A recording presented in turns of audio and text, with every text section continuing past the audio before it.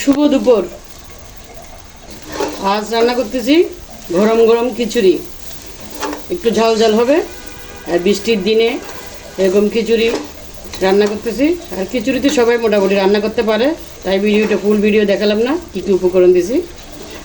তারপরে সাথে যদি কষা মাংস থাকে তো আরও ভালো।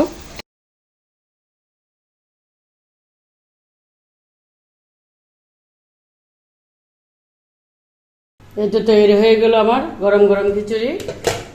তারপর রান্না করলাম কষা মাংস, তারপর রান্না করলাম ডালের বড়া।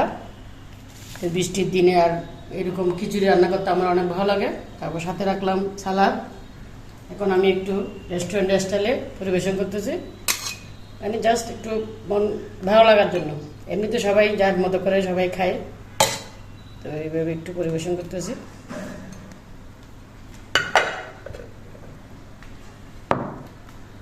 সাথে আমি এখন পেঁয়াজ দিচ্ছি,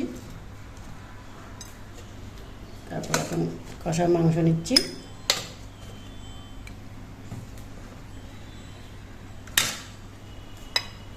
তারপর আমি একটা ডিম রান্না করছি, এটা দিচ্ছি। তারপর আমি ডিম রান্না করলাম, এটা নিচ্ছি। এখন প্লেটে সালাদ নিচ্ছি, তারপর লেবু নিলাম, এরকম রিং রিং করে পেঁয়াজ কাটলাম। এরকম একটা প্লেট সাজাচ্ছি, আপনাদের সাথে শেয়ার করলাম। তো সবাই বাসায় এভাবে রান্না করবেন, সবাই পরিবারের সাথে খাবেন, মজা করবেন। সবাই ভালো থাকবেন, ধন্যবাদ।